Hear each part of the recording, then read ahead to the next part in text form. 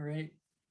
Welcome, folks. There's Bronwyn coming back to this edgy conversation today. We're talking about what is sacred. In Edge, we've got this tagline about God is up to something, but how do we recognize God's activity when we come across it? We say God's at work everywhere, but how often do we notice? So the first question I want to kind of throw out there is it's not even really a question, is what's a story in your experience of a moment of awe? And then is that a sacred moment? Was that a sacred moment? And it took me to a strange place, actually, when you think of that, because normally, I think people out in the wilderness, a beautiful sunset, you won't be surprised. You folks won't be surprised. It took me to a time when someone almost died. When our youngest was born, he was born with persistent fetal circulation, and his lungs weren't developed enough.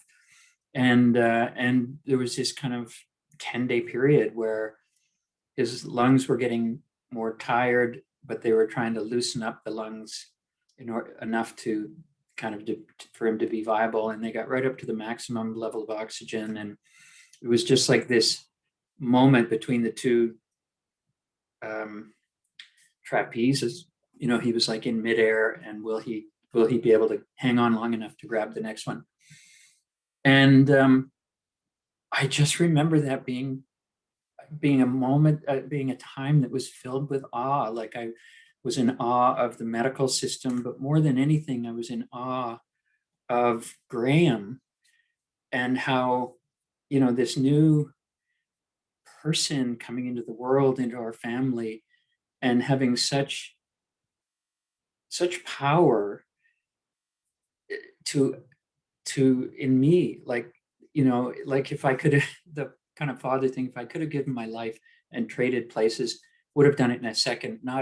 And I just was so, this sense of something so precious. I'd been given something so precious, even though it was somehow threatened, that it was almost like the threat brought out the preciousness of it. And I still remember that time as a kind of sacred time. For me, that was sacred. And I guess, that both that combination of the threat and the gift gave me this sense of connection with God and with the divine and with my faith, for sure.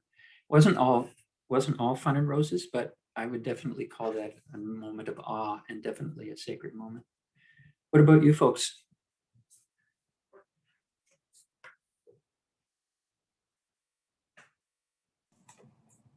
Well, following that story feels a little bit as if my moments of awe are a bit different, but I guess for me, particularly through the pandemic, I've noticed, because I'm in the same place all of the time, that I have a different observation of the world and the seasons and the passing seasons, just in how they affect my immediate environment and my my neighborhood. And so one of the things that I've started doing is chasing sunrises and sunsets. And that's a little tough at this time of year, particularly the sunrises. I am not waking up for those, but earlier in the year, in the winter, I would wake up before the sun came up and sit there and kind of drink my cup of coffee and just watch as the world kind of woke up outside my window.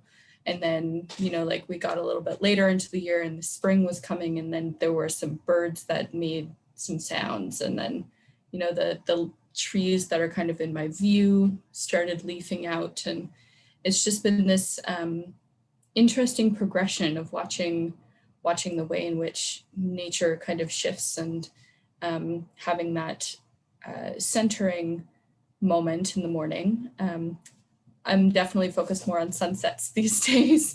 So like the centering moment in the morning, or kind of a coming down from the day in the evening, and watching the way in which the clouds and the sun all kind of do their own thing every single day, and that there's this huge canvas above us of that like creates this moment, and you go watch it, and 5 minutes later the sun has changed its angle, and there's like a different view and a different picture in front of you.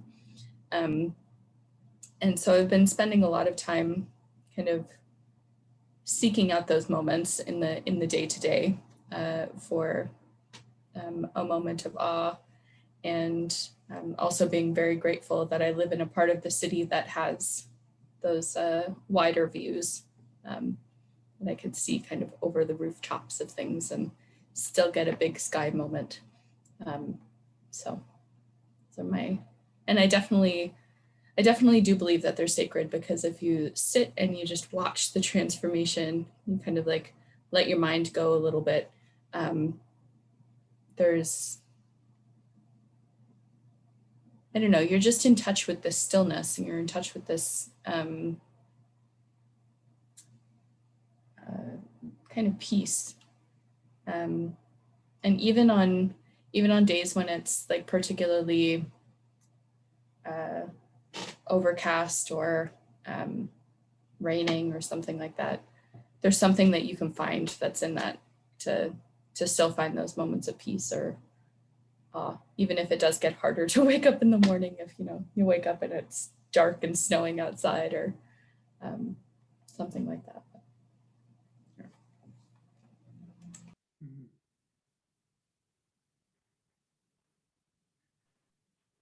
That resonates a lot with me. When I was reflecting on this, all of mine, I think all of the moments that I can pinpoint now of that awe always have to deal with being in nature somewhere, whether it is on a hike and there's a sunset, or just, it doesn't have to be necessarily related to the sun that way, but just being somewhere that you just take that moment and look around, and all you can think of is, wow, I can't believe what I'm looking at. And then you take a picture and it never looks as good as it did when you were there, and you can't describe that moment. I think that's how I know it's sacred, because it's something that when I'm looking back, like there was so much more than what you can get in that one snapshot. So one of the first ones I can think of is when I was in Ireland and doing the Cliffs of Moher.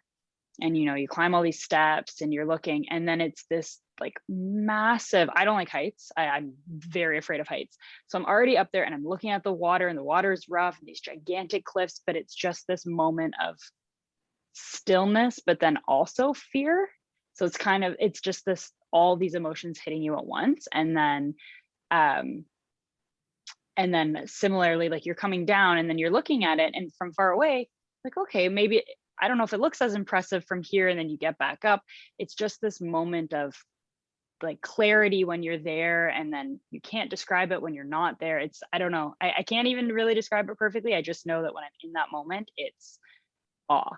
And I think that those are sacred times, or we've called them thin spaces as well, where you can feel something else there. So that's definitely where I resonate, is somewhere in nature is where I feel it the most prominently for me.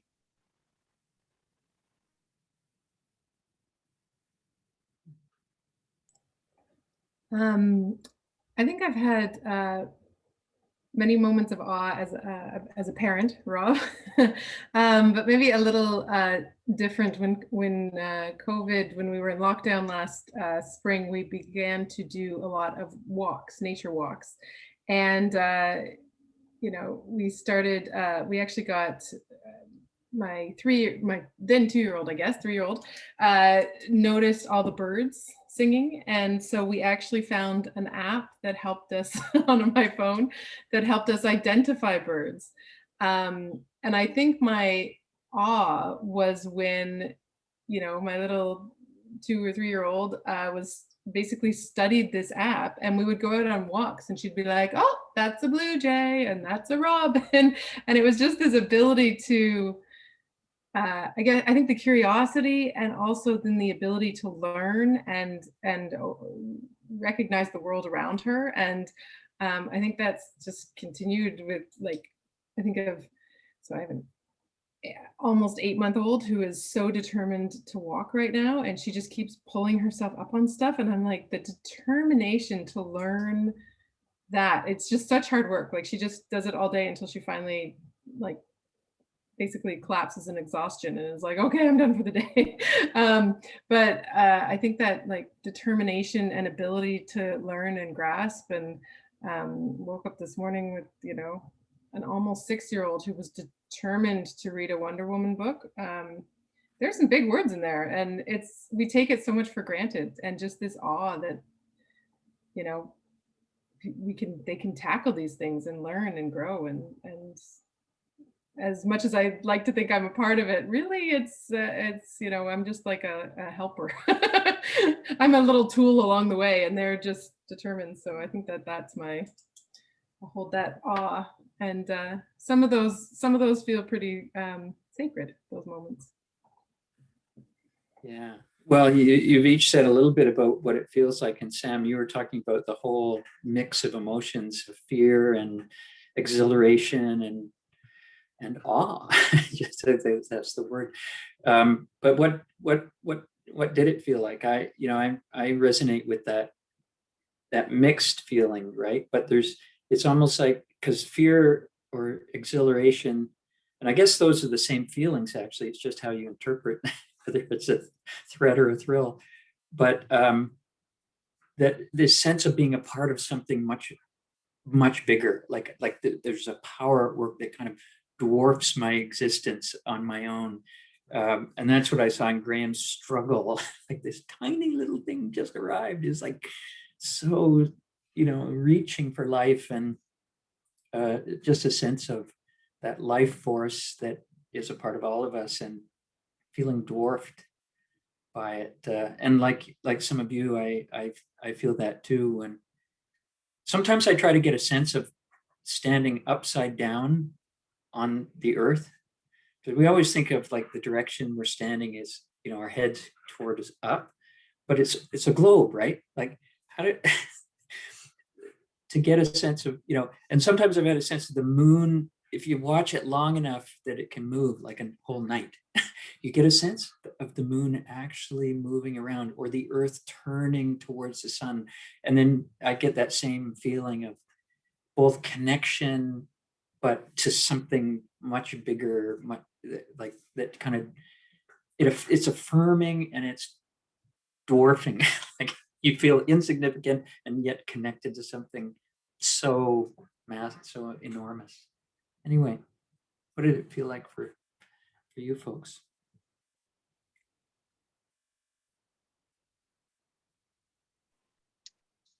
I agree with basically everything you just said there too. The only thing I would also add is a sense of gratitude. Like, sometimes I just pause and think, wow, I can't believe I get to be here in this moment to witness this and see this, or being able to go to Ireland and having the privilege to be able to do that, and the gratitude that I was able to take a journey that took me somewhere else and brought me to that place. So I think there's that emotion brought into it too, that's gratitude and humbling, which goes to feeling dwarfed and feeling that way. But then, yeah, just really grounded and thankful in those moments as well. Even in the fear and all that, it's still that, wow, but I get to be here and I get to witness this.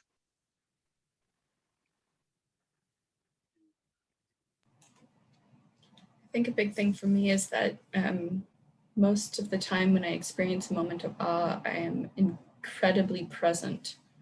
I'm not, like, in the future, I'm not in the past, I am, like, experiencing the moment in that moment. And, maybe it's individually. Sometimes, like, listening to music is, like, another thing. Like, if you're in a big, cathedral hall and you have, like, a haunting choral piece that has, like, big crescendos and decrescendos, and everybody there you can feel is present in that, and you have that common sense of presence. That is a really powerful moment as well. And just, like, sometimes there's this sort of physical embodiment to the awe that you feel. I get, I think they call it synesthesia, but like sometimes when you hear something or you can get goosebumps, for example. It's like your body like interprets the sense in a different way. And definitely like some of those moments of awe where I've like sat there and I've experienced this like complete presencing, but also like, you know, this bodily sort of reaction to that presence as well.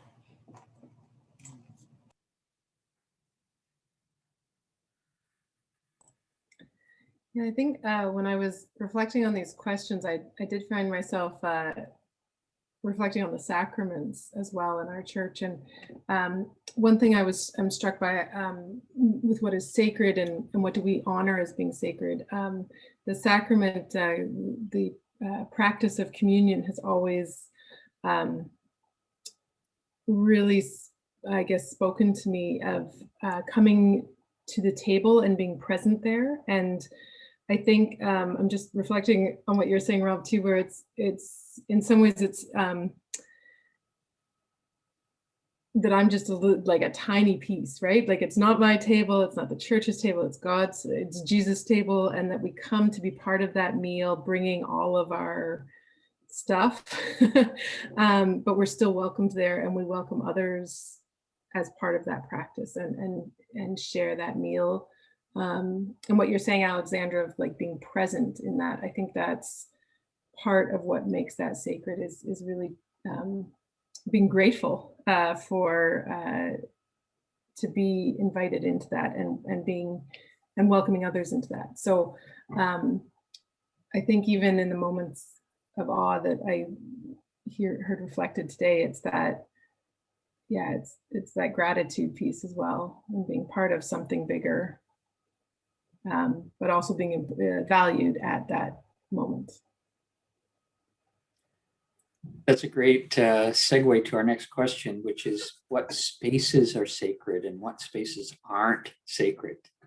And I, like you, my mind in this one went to, we used to do morning prayer, daily prayer in the morning at Westminster, where I was the minister in Mississauga, and this little space around the piano in the sanctuary, I swear it soaked up the prayers.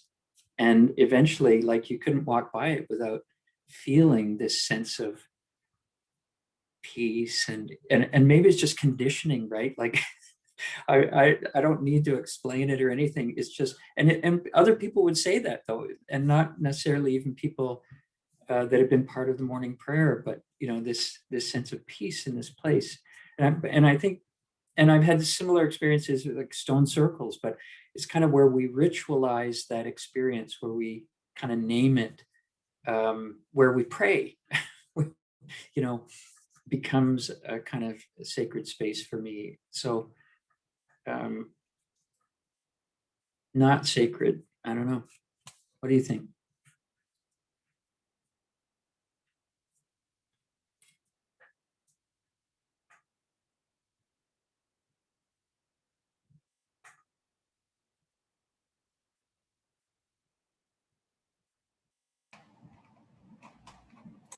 I think some of the beauty of defining what is and isn't sacred is that is so subjective and personal. I definitely have some places that are kind of like your piano side, Rob, where particularly this one rock, which is called an erratic. It means like a glacier kind of dropped this rock in the middle of nowhere. And it was on hiking trail at a park I used to work at. And I used to go sit on top of this rock and you would just look out into the canopy of trees and it would be nothing. It would just be like you and kind of in communion with nature. And you know, that spot is very sacred to me. And yet, you know, other people hiking on this trail may be like, oh, well, there's a big rock. Cool. I'm just going to keep going. So I think that it really is like a very personal thing. We bestow meaning on spaces and places. And I think it's not that anything would be not sacred. It's that maybe we haven't found the sacred in that place yet for ourselves. Like we haven't created meaning out of that space. That's my interpretation anyway.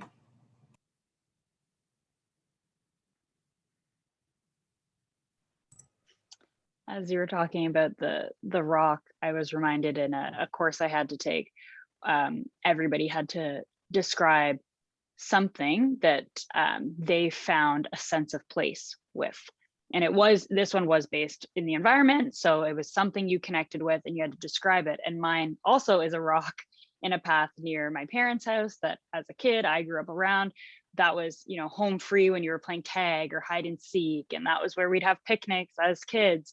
So to me, this big rock is sacred, just as you were saying, Alexandra, but to other people, it's just a rock that's nothing. And a lot of other people in this class shared, this one trunk that I would have passed by without even noticing. So I completely agree that I think can be personal. I think there are cultural spaces as well, as you mentioned, Rob, like stone circles or, really historic cathedrals or things like that. I think you can naturally feel some sacred in that place when you walk in, but there's so many places that are sacred to individuals that we just don't know. And that's why I do agree with you, Alexandra. I don't think there is anything that you could say isn't. It might not be to you, maybe you haven't found it yet, but to someone else.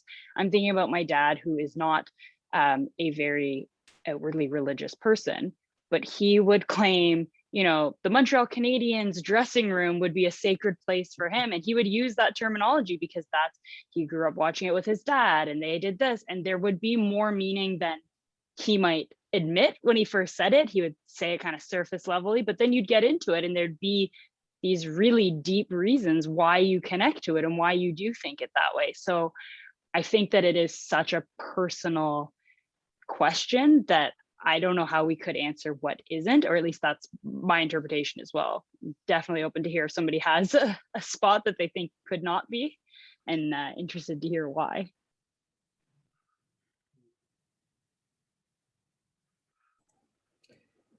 Yeah, I think, as you say, it's like the experiences that are connected with the spaces that make them sacred. And so perhaps to your point, Rob, I think there are places that have just been viewed as sacred by so many people, or so many people have had meaningful experiences there, that there's almost like an energy, a sacred energy in certain spaces. And that could be at the top of a mountain looking at like where there's an incredible view of a sunset too, right? I think that's almost what seeps into some of those spaces.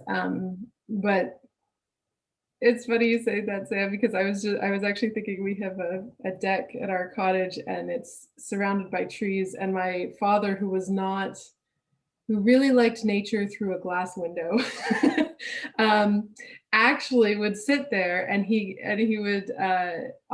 got to call it the bird's nest. Like, so for him, it was just, it just got him into this total nature space of, and he felt he was part of the forest on this balcony. And so I think of that whenever I go out there, and he's no longer with us, but I'm always with him when I'm out there. So it's just this connection of experiences, I think, and as you say, the meaning.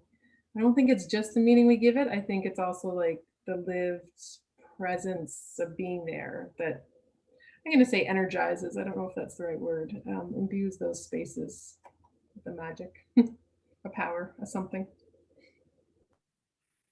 This is such a fantastic conversation for me. I am learning so much from folks. Like, we should do this more often. I'm thinking of Don Parsons. He was preaching a sermon one time at the dedication of a sanctuary, right? And he talked about a rabbi that was actually invited to dedicate a Christian church. And the rabbi started out by saying, "Forgive us, God, for what we're about to do." He's doing the actual, blessing prayer for the space. He said, "But we have to do it." It's like all of you were saying, everywhere is sacred, but there's something powerful for human beings when we set aside a space where we are sacred, where we seek the sacred together. And there have been groups I've been in that didn't feel sacred, that felt, you feel that tension, threat, whatever, whatever it is, unsaid stuff that, is looming. And I've experienced places that are like that too. And I avoid them if I can. I don't know why. I don't know if it's rational or whatever, but I do.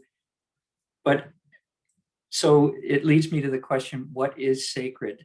So I guess for me, it's just openness. Like if God is everywhere, it's just my capacity to open my heart and soul to that presence. Doesn't seem sufficient. What is sacred? Just in a sentence.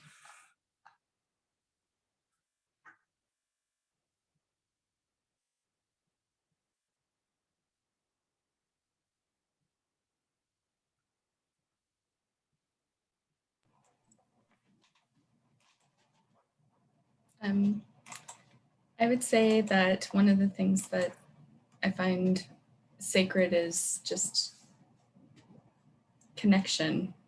Something about, as everyone was talking, I was thinking still about this idea of awe and, presencing and humbling, and, the first time that you realize you're in love with someone, or like that moment is like a sacred moment, or like something where you're just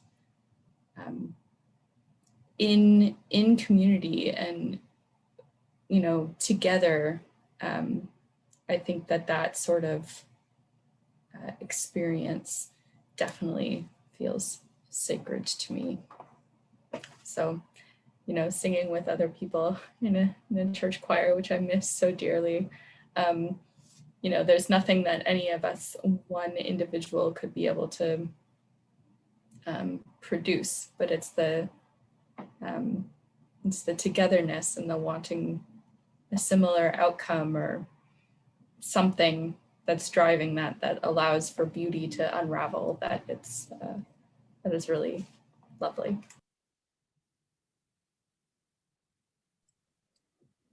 As I say, I was reflecting on the sacraments when thinking about the sacred, and think of St. Augustine's quote about a sacrament being an outward and visible sign of an inward and invisible grace.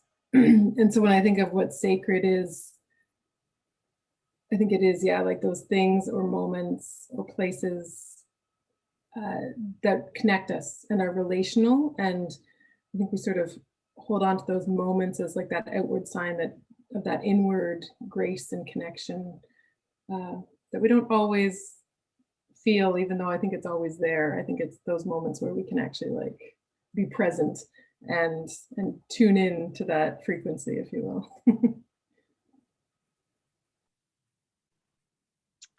I love that we've added moments, and that named, like it can be a specific moment and not just physical places of where is sacred. So I'm just the same as what's already been said. I think it's those times or places where you feel connected and present, and to whatever that may be, and maybe you're connected to yourself, your soul, the spirit, or connected to other people, and that it is that moment or place where you pause and you're present and you're not consumed with everything else, that kind of the day-to-day that muddles down things. And it is that pausing, eye-opening, total presence of being somewhere. Well, this has been awesome. Thanks so much.